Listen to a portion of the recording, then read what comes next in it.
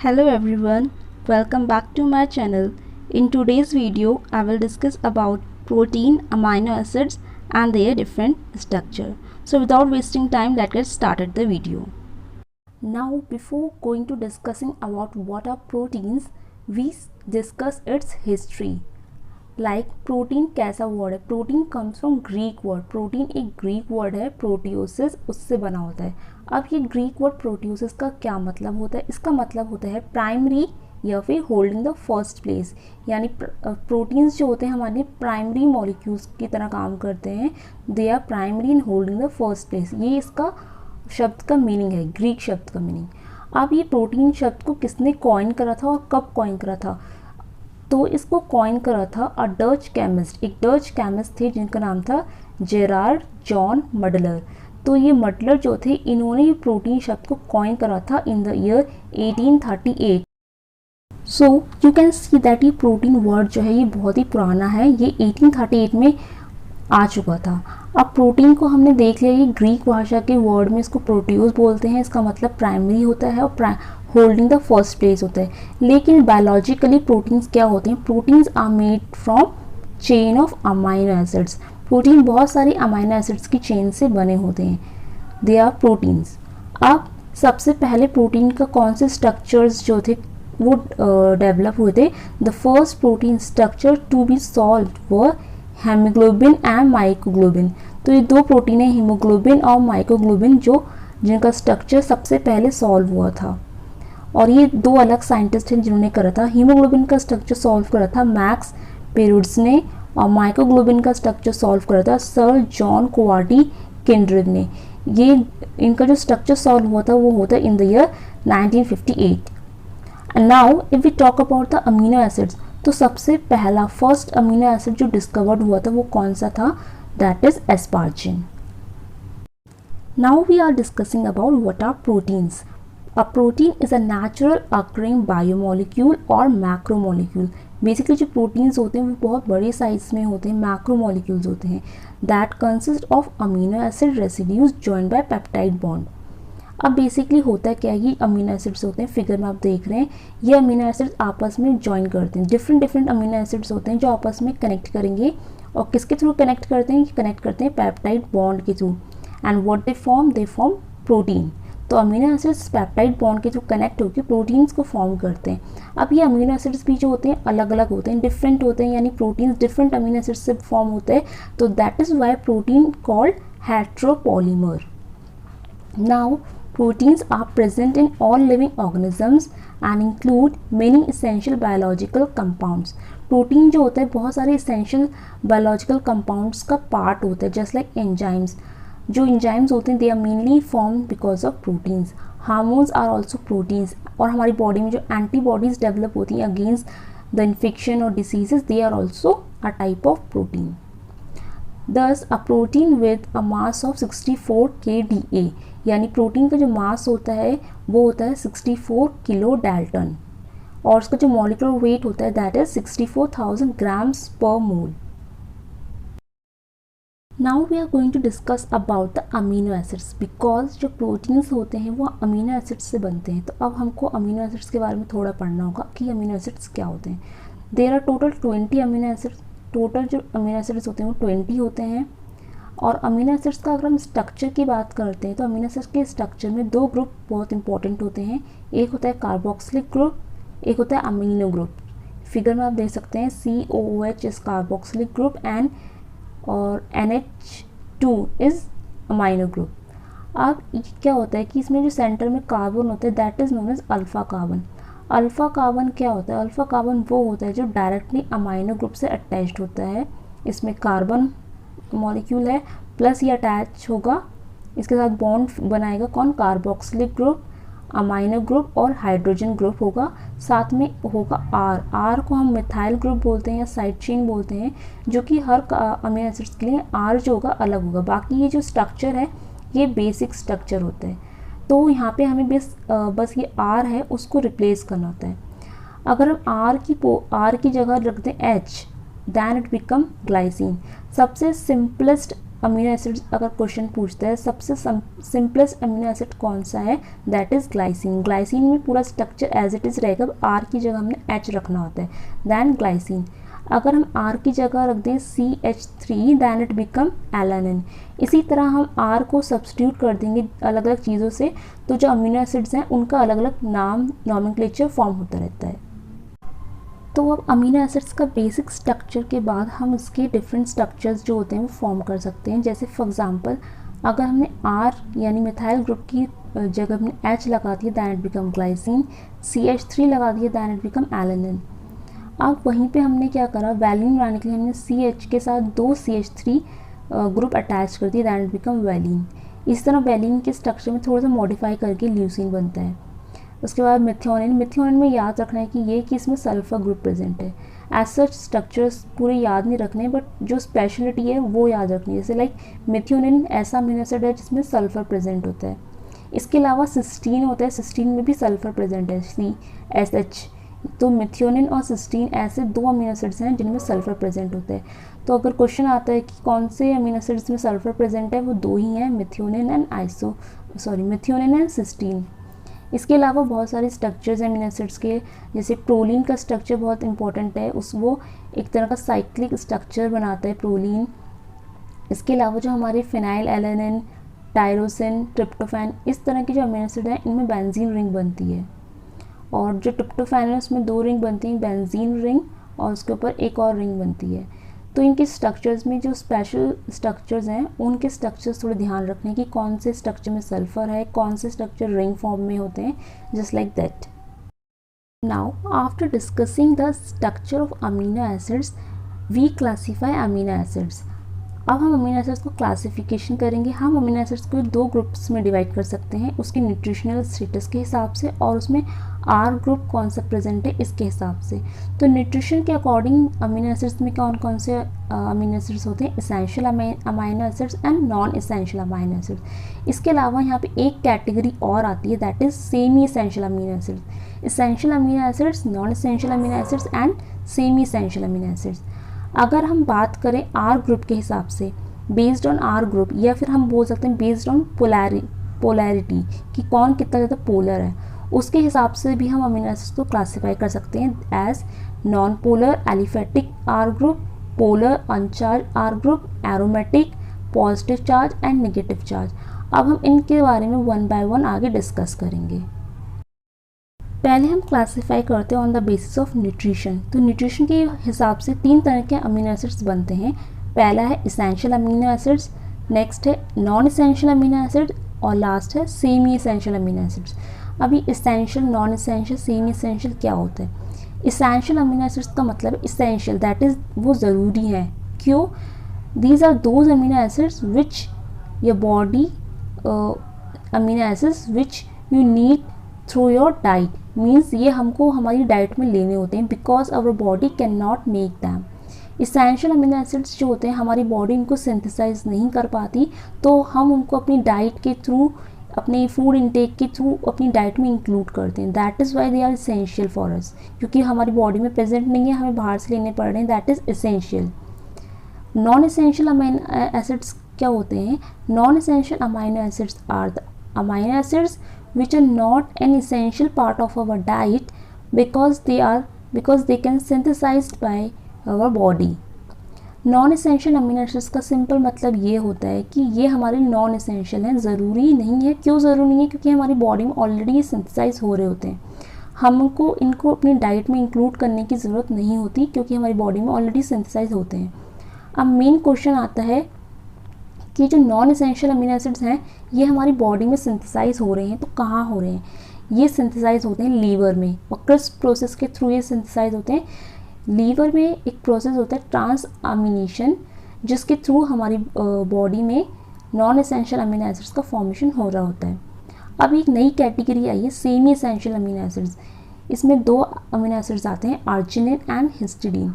Semi essential amino acids वो होते हैं जो हमारी बॉडी में कुछ अमाउंट में, बहुत ही कम ट्रेस अमाउंट में, बोल सकते हैं कि ट्रेस अमाउंट में सिंथेसाइज होते हैं। सो ये एक नई category semi essential amino acids की। अब हम इनके एग्जांपल्स देखते हैं। इसेंशियल अमीनो एसिड्स में कौन कौन आते हैं? इसमें से जो बेसिकली जो आर्जिनिन और हिस्टिडीन है ये सेम ही एसेंशियल अमीनो एसिड्स में आते हैं, तो हम यहाँ पे इसको एसेंशियल में नहीं मानेंगे हिस्टिडीन को। तो हिस्टिडीन को यहाँ से हटा देते हैं क्योंकि हिस्टिडीन जो है सेम ही एसेंशियल है। अब यहाँ पे हम एसेंशियल अमीनो एसिड्स को नाम जो है वो याद करते हैं। इसके नाम याद करने की एक ट्रिक है, that trick is prime minister is very ill today. इस ट्रिक में जो ब्लू कलर से लिखा है हम इन्हीं चीज़ों को कनेक्ट करेंगे एसेंशियल अमीनो एसिड्स के नाम याद करने में। फॉर एग्जांपल पी मीन्स है फिनाइल एलेनिन, एम मीन्स होता है methionine, V means valine, I L L ill, तो यहाँ पे आई एल एल का मतलब क्या होगा, I means isoleucine, L means leucine, lysine means ill का मतलब हो गया आइसोल्यूसिन, ल्यूसिन, लाइसिन, तो ये भी एसेंशियल अमीनो एसिड्स का पार्ट है। T stands for tryptophan. तो ये जो ट्रिक थी prime minister is very ill today, इससे हमने एसेंशियल अमीनो एसिड्स का नाम लर्न कर लिए। अब जो नॉन एसेंशियल है उसकी कोई ट्रिक नहीं है, इसमें नेम्स आप देख सकते हैं, इसमें क्या क्या आता है। इसमें आता है alanine, arginine, asparagine, aspartate, cysteine, glutamic acid, glycine. जो सबसे सिंपलेस्ट अमीनो एसिड है ग्लाइसिन वो नॉन एसेंशियल है। ऑर्निथिन, प्रोलीन, सीरीन, टायरोसिन, ये सब नॉन एसेंशियल अमीनो एसिड्स हैं। Next we discuss classification based on R group और पोलैरिटी। तो पोलैरिटी के हिसाब से दो तरह के अमीनो एसिड्स होते हैं, हाइड्रोफिलिक यानी पोलर और हाइड्रोफोबिक यानी नॉन पोलर। पहले हम डिस्कस करते हैं हाइड्रोफिलिक में। Hydrophilic amino acids again 3 categories में हम इनको डिवाइड कर सकते हैं, positively charge amino acids, negatively charge amino acids and अनचार्ज amino acids. तो नेगेटिव चार्ज में सिर्फ 2 ही आते हैं, एस्पार्टिक एसिड और ग्लूटामिक एसिड। जो पॉजिटिव चार्ज होता है उसमें आते हैं 3, उनको याद कर सकते हैं हल, HAL हल। हल मीन्स हिस्टिडीन, आर्जिनिन, लाइसिन। तो ये पॉजिटिव चार्ज हो गए 3 हल। और अनचार्ज में हमारे आते हैं serine, threonine, asparagine, glutamine, cysteine, threonine. Sorry threonine यहाँ पे 2 बार आ गया है तो एक रिप्लेस करना। तो ये अनचार्ज्ड अमीनो एसिड्स होते हैं। अब बात करते हैं हाइड्रोफोबिक यानी नॉन पोलर अमीनो एसिड्स के। जो हाइड्रोफिलिक अमीनो एसिड्स हैं they are polar, so they are water soluble, but जो हाइड्रोफोबिक हैं वो वाटर सॉल्युबल नहीं होते। इसमें 2 कैटेगरीज बनती हैं, एलिफेटिक अमीनो एसिड्स और एरोमेटिक अमीनो एसिड्स। एलिफेटिक में हमारे आते हैं glycine, alanine, valine, leucine, isoleucine, proline and methionine. अगर एरोमेटिक की बात करें तो एरोमेटिक में 2 ही हैं, ट्रिप्टोफैन, फेनिलएलनिन। हमने ट्रिप्टोफैन और फेनिलएलनिन का स्ट्रक्चर भी देखा था कि इनमें बेंजीन रिंग प्रेजेंट होती है इन दोनों में, और ये दोनों ही कैसे हैं, एरोमेटिक हैं। अब इसमें ध्यान रखना, हमने पहले स्ट्रक्चर में भी डिस्कस कर चुके हैं सल्फर कंटेनिंग अमीनो एसिड्स। तो 2 ही अमीनो एसिड्स हैं उसमें, सिस्टीन और मिथियोनिन। उनके स्ट्रक्चर में आपने देखा होगा सल्फर प्रेजेंट होता है। तो अगर क्वेश्चन आता है कि सल्फर कंटेनिंग अमीनो एसिड्स कौन होते हैं, वो 2 होते हैं, सिस्टीन एंड मिथियोनिन। अब हम क्या पढ़ेंगे, अब हम पढ़ेंगे पेप्टाइड बॉन्ड के बारे में। हमने अभी तक अमीनो एसिड्स के बारे में पढ़ा, उनका नॉमेनक्लेचर पढ़ा, उनके टाइप्स पढ़ लिया, क्लासिफिकेशन पढ़ लिया, स्ट्रक्चर्स देख लिए। अब ये अमीनो एसिड से हम जानते हैं कि अमीनो एसिड्स से कंबाइन होकर अमीनो एसिड आपस में जब ज्वाइन होते हैं तो प्रोटीन्स का फॉर्मेशन होता है। बट ये कैसे होता है, through peptide bond. For example, you can see easily in this figure, suppose it is amino acids first and this is amino acid second. तो फर्स्ट अमीनो एसिड्स का जो कार्बोक्सिलिक एंड होता है, जो कार्बोक्सिल ग्रुप होगा COOH वाला group वो, और जो सेकंड अमीनो एसिड्स का जो अमीनो ग्रुप होगा, अमीनो ग्रुप NH2 वाला ग्रुप, उनके बीच में रिएक्शन होती है। तो फर्स्ट अमीनो एसिड्स के कार्बोक्सिलिक ग्रुप से OH, और नेक्स्ट हमारा जो दूसरा अमीनो एसिड है उसका खाली जो NH2 ग्रुप है उसका खाली एक H, ये दोनों आपस में क्या करेंगे, रिएक्ट करेंगे, कंबाइन होकर वाटर बन जाएगा और ये रिलीज आउट हो जाएगा। और फिर हम फर्स्ट अमीनो एसिड और सेकंड अमीनो एसिड्स को नेक्स्ट स्टेप में कंबाइन करेंगे एक बॉन्ड के साथ, जिसको हम बोलेंगे पेप्टाइड बॉन्ड। तो इस तरह से 2 अमीनो एसिड्स के बीच में वाटर मॉलिक्यूल रिलीज हो जाता है और बॉन्ड यानी पेप्टाइड बॉन्ड का क्रिएशन हो जाता है। वहाँ पेप्टाइड बॉन्ड क्रिएट होगा और नया जो कंपाउंड फॉर्म होता है that is known as protein. Now we are going to discuss about the structures of protein. Protein basically 4 structures में पाया जाता है, primary structure, secondary structure, tertiary structure and quaternary structure. अब हम इन चारों के बारे में वन बाय वन डिस्कस करते हैं। पहला स्ट्रक्चर जो होता है प्रोटीन का, दैट इज़ प्राइमरी स्ट्रक्चर, और ये सबसे सिंपलेस्ट लेवल का प्रोटीन स्ट्रक्चर होता है। इसमें कुछ नहीं होता, इसमें क्या होता है prime structure, because it's simply the sequence of amino acids arranged in the polypeptide chain। Simply इसमें अमीनो एसिड्स जो होते हैं वो एक पॉलीपेप्टाइड चेन में अरेंज होते हैं। अमीनो एसिड्स आपस में पेप्टाइड बॉन्ड के थ्रू लिंक होते हैं और बहुत सारे कनेक्ट हो जाते हैं, that is why polypeptide chain. तो सिंपल अमीनो एसिड्स के अरेंजमेंट और सीक्वेंस को ही हम प्राइमरी स्ट्रक्चर बोलते हैं।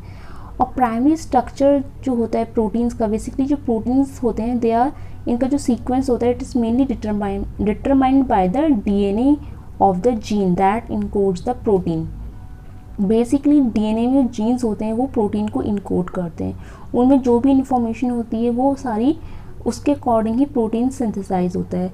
लेकिन अगर डीएनए के जीन्स में उनके सीक्वेंस में किसी भी तरह का चेंजेस आता है तो उसकी वजह से जो प्रोटीन इनकोड होता है वो थोड़ा डिफरेंट होगा, ठीक है। Even change in just one amino acids in a protein sequence, अगर हमारे पूरे प्रोटीन के सीक्वेंस में एक अमीनो एसिड्स भी कहीं अलग हो गया या डिफर हो जाता है तो उसकी वजह से पूरा का पूरा प्रोटीन का सीक्वेंस ही चेंज हो जाएगा, ओवरऑल प्रोटीन का स्ट्रक्चर और फंक्शन चेंज हो जाता है। अगर हम प्राइमरी स्ट्रक्चर की बात करते हैं जिसमें सिंपली अमीनो एसिड्स आपस में अरेंज होते हैं, तो इसका एग्जाम्पल कौन होते हैं? इसमें 2 एग्जाम्पल्स आते हैं, हीमोग्लोबिन और इंसुलिन का। हीमोग्लोबिन में क्या होता है, this protein found on your red blood cells, हमारे जो आरबीसीज होते हैं उनमें हीमोग्लोबिन पाया जाता है, ठीक है। ये एक तरह की आयरन कंटेनिंग पिगमेंट होती है haemoglobin. Helps to provide the tissue throughout our body with constant supply of oxygen. Basically इसमें ऑक्सीजन एफिनिटी ज़्यादा होती है तो इसी वजह से हम अपने ब्लड में ऑक्सीजन जो है डिजोल्व कर पाते हैं। इंसुलिन क्या होता है, the hormone insulin has 2 polypeptide chain, इसमें 2 पॉलीपेप्टाइड की चेन होती हैं, chain A and chain B. The sequence of A chain and B chain can be considered as an example of primary structure। यानी insulin की जो 2 chain है वो भी प्राइमरी स्ट्रक्चर को फॉलो करती हैं, दो it comes under primary structure of protein. Now after primary structure next is secondary structure. Primary structure में कुछ नहीं था, सिंपल अमीनो एसिड्स का सीक्वेंस था जो पॉलीपेप्टाइड चेन के थ्रू कनेक्ट था। अब सेकेंडरी स्ट्रक्चर में क्या होता है, वही स्ट्रक्चर जो होता है वो अब फोल्ड हो जाएगा। Means in secondary structure refers to the local folded structure that form within a polypeptide due to interactions between atoms. अब यहाँ पे क्या होता है कि एटम्स के बीच में इंटरैक्शन होगी और जब आपस में इंटरेक्ट करेंगे तो जो स्ट्रक्चर है वो लीनियर ना रह के थोड़ा फोल्ड होने लगेगा। जब हम किसी चीज़ को आपस में ज्वाइन करते हैं, फॉर एग्जाम्पल एक लीनियर चीज़ है, हम उसको जब आपस में कनेक्ट करने के लिए आपस में पास लाएंगे तो वो थोड़ा सा फोल्ड होने लगेगा, दैट इज़ सेकेंडरी स्ट्रक्चर। इसमें एग्जांपल्स में देखते हैं alpha helix and beta pleated sheets. इसमें क्या होता है कि both the structures are held in shape by hydrogen bonds. इनमें क्या होता है, बेसिकली हाइड्रोजन बॉन्ड फॉर्म होता है। हाइड्रोजन बॉन्ड में क्या होगा कि हाइड्रोजन और ऑक्सीजन के बीच में बॉन्ड फॉर्म होगा। इसमें क्या है कि किसके बीच में फॉर्म होगा, बिटवीन द कार्बोनिल ऑक्सीजन और 1 अमीनो एसिड। यानी अगर हमारा अमीनो एसिड 1 है तो उसका जो कार्बोनिल का ऑक्सीजन है वो, and the amino hydrogen of another, यानी दूसरे अमीनो एसिड्स का जो अमाइनो ग्रुप का हाइड्रोजन है वो, यानी कार्बोनिल का ऑक्सीजन और अमाइनो का हाइड्रोजन, यानी O और H के बीच में हाइड्रोजन बॉन्ड फॉर्म हो जाएगा। अल्फा हेलिक्स में क्या होता है, the carbonyl of amino acid 1, यानी वही carbonyl form a hydrogen bond to the NH of the amino acid first, amino acid 5th, यानी पहला अमीनो एसिड्स और जो 5वां अमीनो एसिड है उनके बीच में हाइड्रोजन बॉन्ड फॉर्म होगा और उसकी वजह से क्या होगा, जो पॉलीपेप्टाइड चेन है उसका स्ट्रक्चर थोड़ा फोल्ड होने लगेगा, हेलिकल स्ट्रक्चर फॉर्म कर लेगा। यानी अब स्ट्रक्चर जो है एक लीनियर स्ट्रक्चर में रह के अपने आप को थोड़ा हेलिकल शेप में कन्वर्ट कर लेगा और थोड़ा सा टर्न हो जाएगा। And each turn off the helix containing 3.6 amino acids. और जो यहाँ पे R ग्रुप बचा था वो R ग्रुप जो होगा अमीनो एसिड्स का वो क्या होगा, इट स्टिक आउटवर्ड, वो बाहर की तरफ होगा और ये जो होगा फ्री होगा टू इंटरैक्ट, किसी के साथ भी इंटरैक्ट हो सकता है क्योंकि फ्री है। अब हम समझते हैं बीटा प्लेटेड शीट्स क्या होती हैं। हमने अल्फ़ा हेलिक्स देख लिया। अल्फ़ा हेलिक्स में क्या हो रहा था, बेसिकली टर्निंग हो रही थी, कॉइल जैसा फॉर्म हो रहा था। फिगर में देख सकते हैं alpha helix. Beta pleated sheets में क्या हो रहा है कि जो पॉलीपेप्टाइड चेन होते हैं वो लाइन अप हो जाएंगी, ठीक है। दो या दो से ज़्यादा सेगमेंट्स जितनी भी होंगी पॉलीपेप्टाइड चेन में वो एक दूसरे के आगे नेक्स्ट लाइन अप हो जाएंगी, शीट लाइक स्ट्रक्चर ये फॉर्म करेंगे। इनमें भी क्या होगा, जो हाइड्रोजन बॉन्डिंग होगी, हाइड्रोजन बॉन्डिंग किसके बीच में हो रही थी, कार्बोनिल का ऑक्सीजन और अमाइनो का हाइड्रोजन, इनके बीच में हाइड्रोजन बॉन्ड हो रहे थे। और आर ग्रुप जो होता है यहाँ पे, आर ग्रुप जो होगा वो extend above and below the plane of the sheet, ये ऊपर और नीचे शीट्स के हो सकता है इस केस में बीटा प्लेटेड शीट्स में। And the strands of beta pleated sheet में भी पैरेलल और anti parallel, beta pleated sheets के स्ट्रैंड्स पैरेलल और एंटी पैरेलल हो सकते हैं। पैरेलल एंटी पैरेलल का मतलब क्या होता है, पैरेलल का मतलब होता है कि सेम डायरेक्शन में, यानी जब दो अमीनो एसिड सेम डायरेक्शन में होंगे तो एक अमीनो एसिड्स का नाइट्रोजन और दूसरे अमीनो एसिड्स का कार्बन जो होगा वो मैच करेगा। लेकिन एंटी पैरेलल का मतलब अपोजिट डायरेक्शन में। एंटी पैरेलल में मतलब क्या होगा कि जो meaning that the nitrogen terminus of one strand is position next to the carbon terminus of other, यानी यहाँ पे नाइट्रोजन टर्मिनस होगा तो दूसरे का कार्बन टर्मिनस होगा। लेकिन पैरेलल में क्या था कि पैरेलल में एक ही होंगे, नाइट्रोजन टर्मिनस जहाँ होगा दूसरे वाले में भी वही नाइट्रोजन होगा, कार्बन होगा तो दूसरे वाले में भी कार्बन होगा, यानी मैचअप हो जाएगा। तो मैचअप हो रहा है यानी पैरेलल कंडीशन है। लेकिन अगर मैच नहीं होगा, नाइट्रोजन के बाद कार्बन होगा तो एंटी पैरेलल कंडीशन होती है। और यहाँ पर जो जिगजैग शीट्स बनती हैं इन्हीं शीट्स को हम बीटा शीट्स कहते हैं। तो ये जो था सेकेंडरी स्ट्रक्चर था हमारे प्रोटीन्स का। Now we discuss the tertiary structure. Primary secondary के बाद जो टर्शरी स्ट्रक्चर है वो कैसा होता है। Tertiary structure basically 3 dimensional structure होते हैं।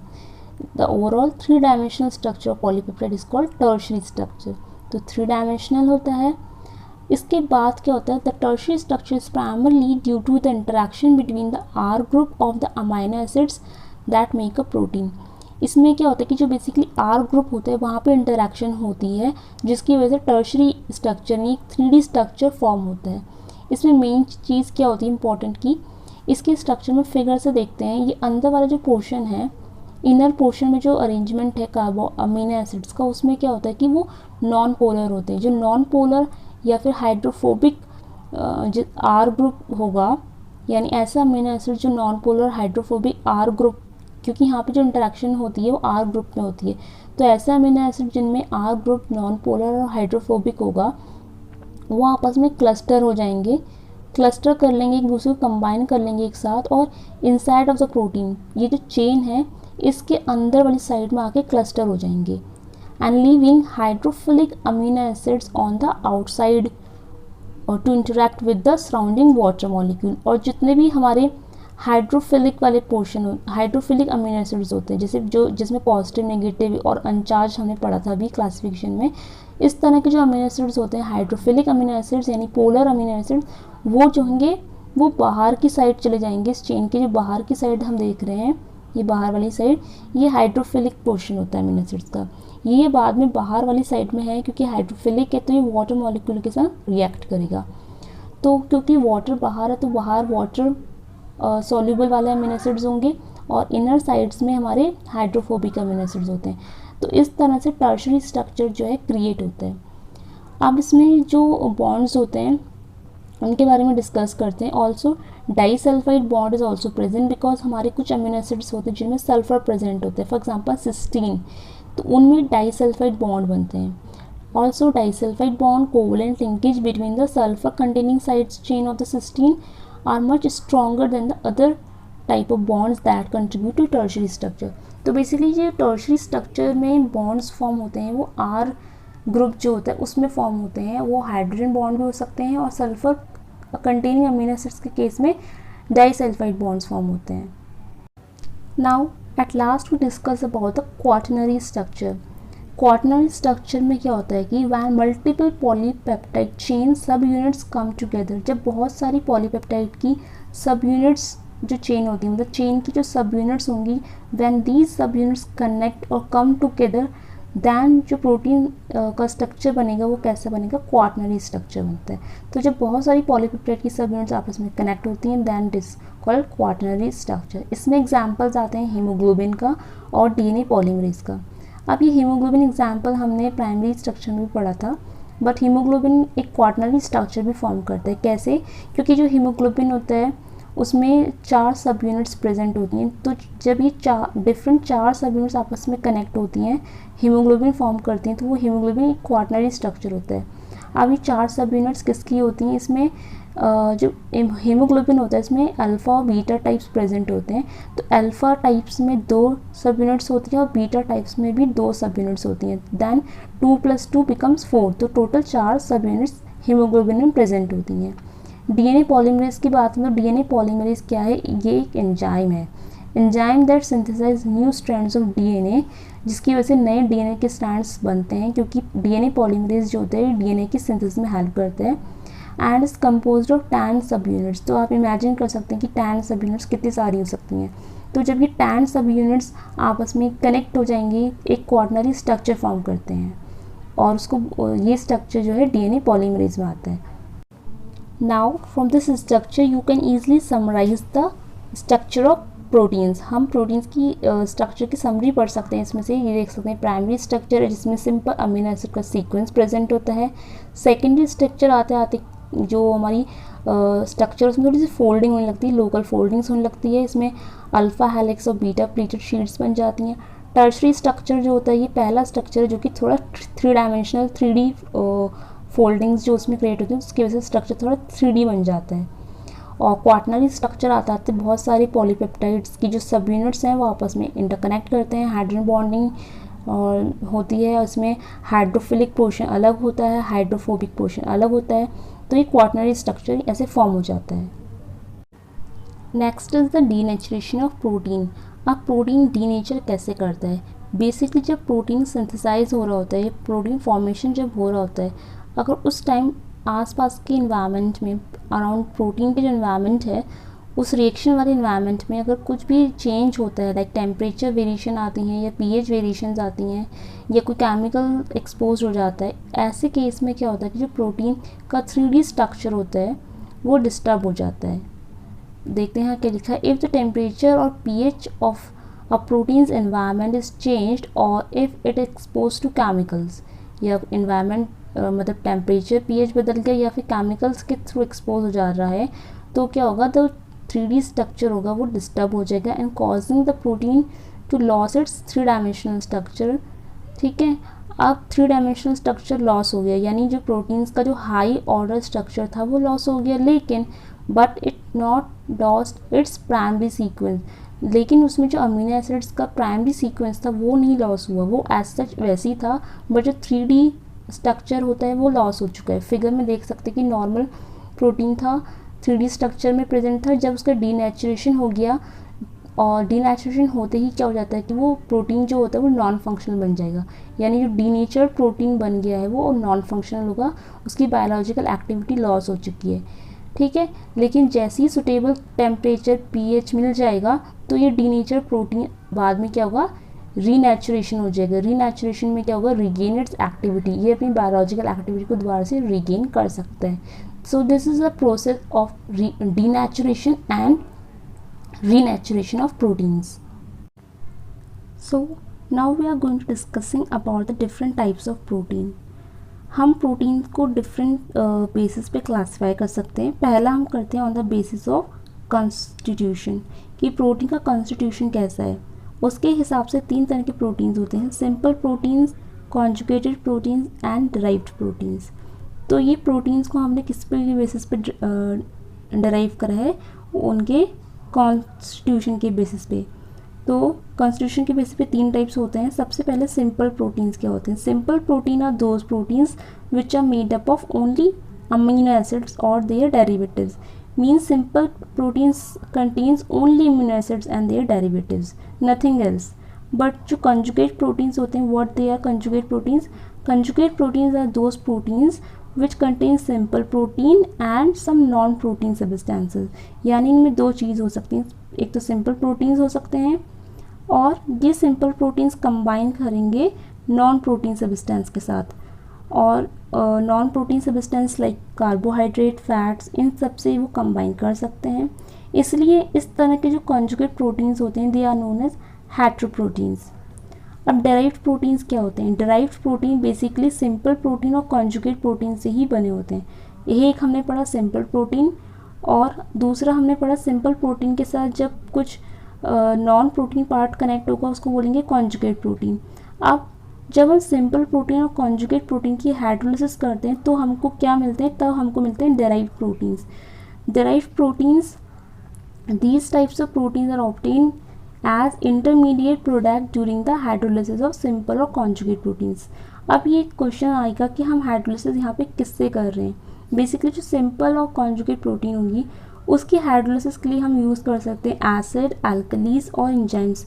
जब हम इनकी प्रेजेंस में हाइड्रोलिसिस करेंगे तो हमको डेराइव्ड प्रोटीन्स मिलते हैं। तो ये हमारा जो था पहला criteria based on the constitution of the protein, ये क्लासिफिकेशन कंप्लीट हुआ। नेक्स्ट क्लासिफिकेशन है अकॉर्डिंग टू क्वालिटी की, प्रोटीन की क्वालिटी कैसी। तो इसके हिसाब से दो तरह के प्रोटीन्स होते हैं, first class protein and second class protein. First class protein वो होते हैं जिनकी बायोलॉजिकल वैल्यू हाई होती है, और ये प्रोटीन्स हमको ऑब्टेन होते हैं from animal source like meat, fish. ये सारे प्रोटीन्स जो होते हैं ये एनिमल सोर्स के प्रोटीन होते हैं जिनकी बायोलॉजिकल वैल्यू हाई होती है। सेकेंड क्लास प्रोटीन्स वो प्रोटीन्स होते हैं जिनकी बायोलॉजिकल वैल्यू थोड़ी कम होती है, और ये जनरली ऑब्टेन करते हैं हम प्लांट्स से। तो जितने भी हम प्लांट सोर्स से लेते हैं प्रोटीन, जस्ट लाइक लेग्यूम्स और जो जितने भी दूसरे हमारे कुछ सीरियल्स भी होते हैं जिनमें प्रोटीन्स होते हैं, ये प्लांट बेस्ड प्रोटीन्स जो होते हैं सेकेंड क्लास प्रोटीन्स में आते हैं। नेक्स्ट क्लासिफिकेशन है on the basis of shape. Shape के अकॉर्डिंग दो तरह के प्रोटीन्स होते हैं, fibrous protein and globular protein. Fibrous protein या फिर स्क्लेरोप्रोटीन दोनों सेम होता है। तो इनके बारे में हमने जनरल डिस्कस कर लिया, अब इनके एग्जाम्पल्स को हम डिस्कस करेंगे। तो first we discuss about the simple proteins.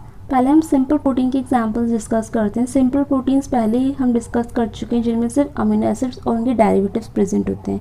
इसमें पहला एग्जांपल है एल्बुमिन। एल्बुमिन सबको पता होता है, जो एग में जो प्रोटीन होता है दैट इज एल्बुमिन।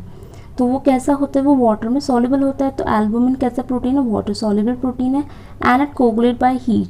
जब हम अंडा बनाते हैं तो अंडे का जो एल्बुमिन प्रोटीन होता है वो हीट की वजह से कोगुलेट हो जाता है। तो यानी ये भी एल्बुमिन क्या होता है? हीट की वजह से कोगुलेट हो रहा है। And included egg albumin of egg white. इसमें बेसिकली एग में दो पोर्शन होते हैं, वाइट पोर्शन और yellow portion. Yellow portion basically fat होता है, जो वाइट पोर्शन होता है वही प्रोटीन है। वो कौन सा प्रोटीन होता है? वो एल्बुमिन होता है, जो कि एक तरह का सिंपल प्रोटीन है।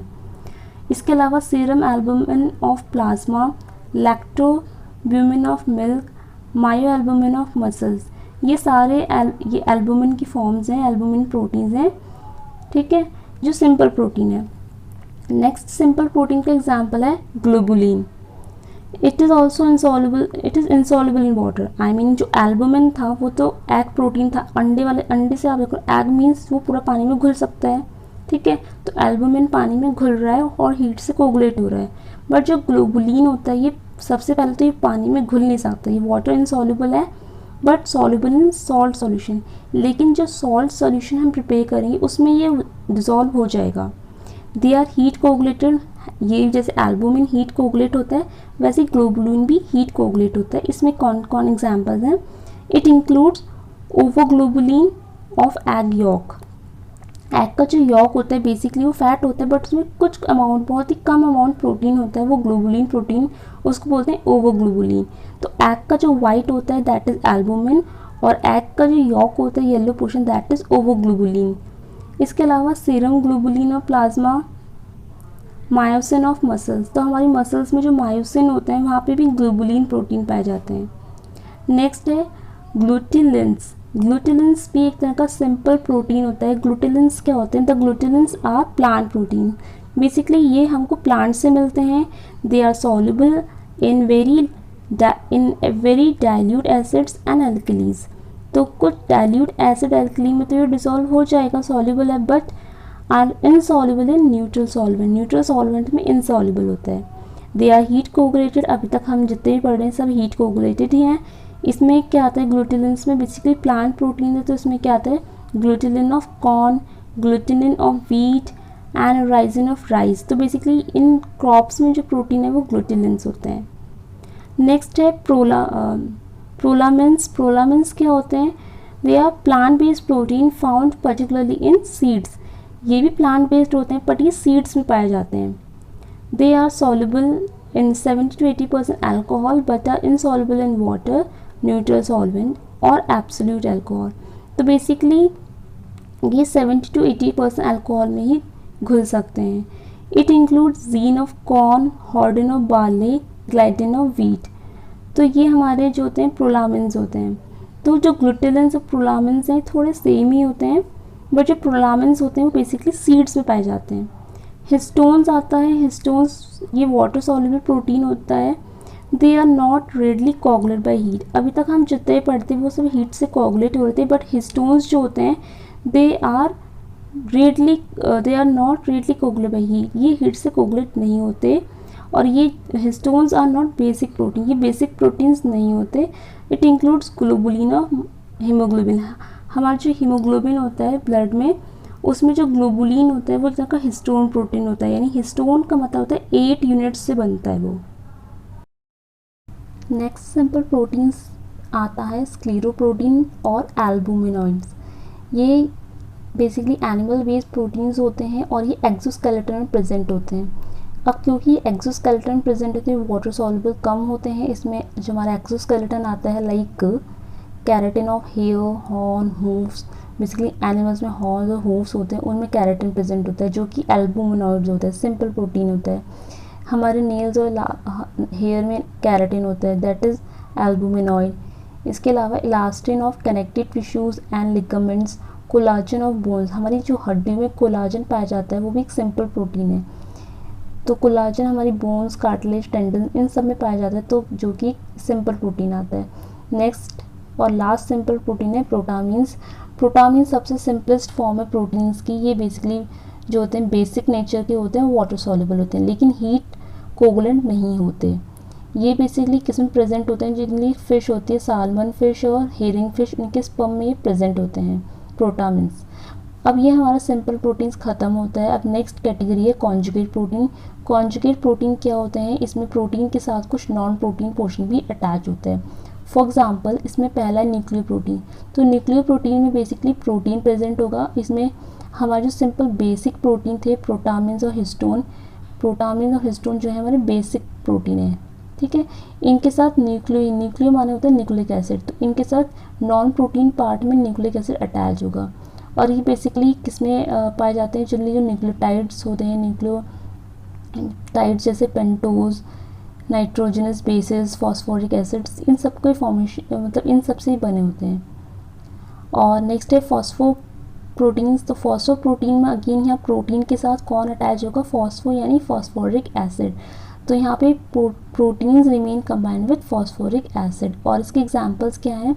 केसिनोजेंस ऑफ मिल्क। मिल्क में एक प्रोटीन होता है केसिन प्रोटीन। तो केसिन प्रोटीन जो है उसमें फॉस्फोप्रोटीन है, उसमें फॉस्फोरिक एसिड अटैच होता है।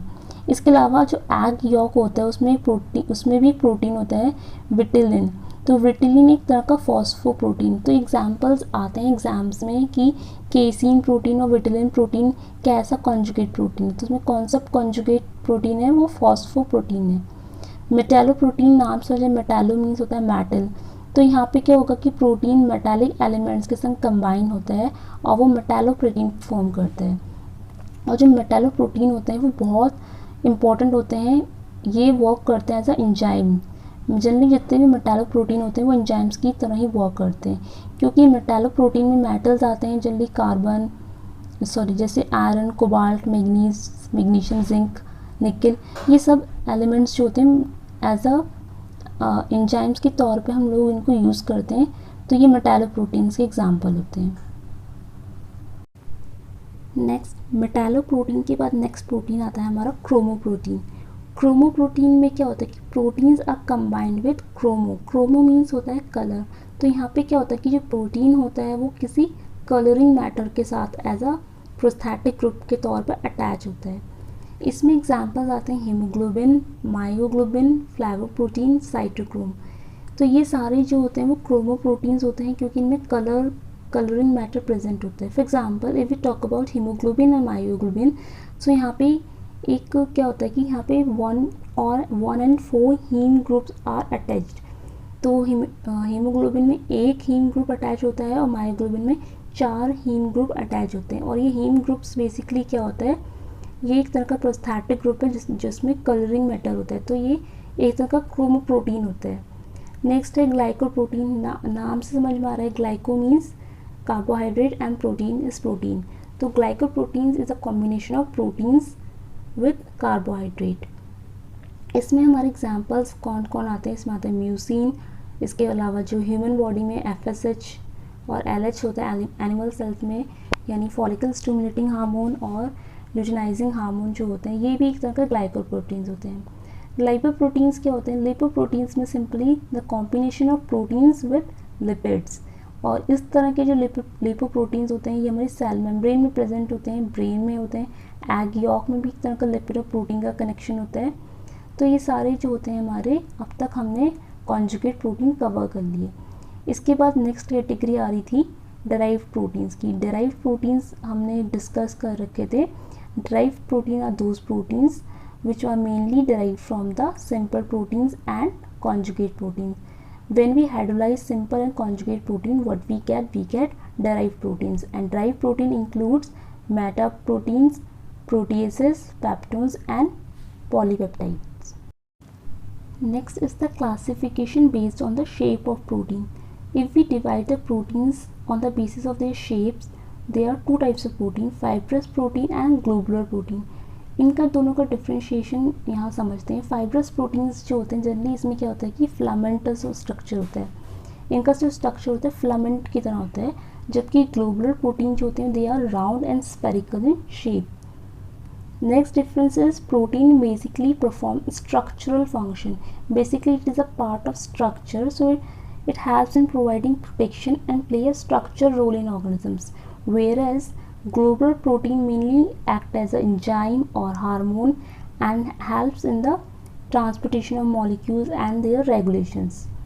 Fibrous proteins generally contain regular sequence of amino acids, means क्योंकि ये filamentous structure बनाता है और इसमें जो अमीनो एसिड्स के सीक्वेंस होते हैं वो रेगुलर होते हैं, बट ग्लोबुलर जो होता है वो स्फेरिकल और राउंड शेप में प्रेजेंट होता है, इसीलिए उसमें जो अमीनो एसिड सीक्वेंस होते हैं वो इरेगुलर होते हैं।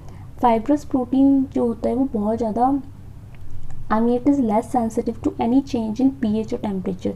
हमने अर्लियर पढ़ा था कि डीनेचुरेशन रिएक्शन होती है प्रोटीन्स में, what happen in that reaction, when the temperature and pH becomes unfavorable then the protein start to denature। तो जो फाइब्रस प्रोटीन होते हैं वो लेस सेंसिटिव होते हैं, but globular protein are sensitive to any change in pH और temperature. Fibrous protein less sensitive हैं but globular protein जो होते हैं सेंसिटिव होते हैं। Fibrous proteins are not soluble in water, they are not water soluble, but globular protein are generally soluble in water and they form colloids. ये water में soluble होकर colloids form करते हैं। Fibrous protein examples are collagen, fibrin, keratin, actin. तो ये सब जो हमारे कैराटिन हमारे नेल्स में, हमारे हेयर में प्रेजेंट होता है, कोलेजन हमारे जो इलास्टिक टिश्यूज़ होते हैं यहाँ पे कोलाजन प्रेजेंट होता है जो कि एक तरह का फाइब्रस प्रोटीन होता है।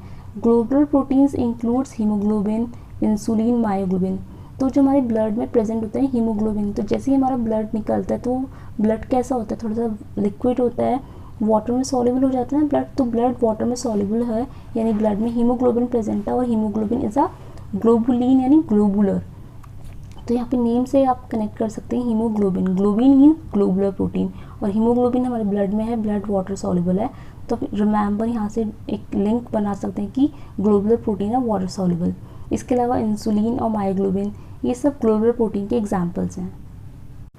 अब ये है इनका रोल, जो फाइब्रस प्रोटीन होता है ग्लोबुलर प्रोटीन का क्या रोल है, ये हम पहले भी डिफरेंस में डिस्कस कर चुके हैं, इसमें कुछ नहीं है। Fibrous protein basically mechanical structural function होता है इसका, और ये एक तरह का एक्सटर्नल प्रोटेक्शन और शेप प्रोवाइड करता है, इन्वर्टिब्रेट्स को फ्लैक्सिबिलिटी और स्ट्रेंथ प्रोवाइड करता है।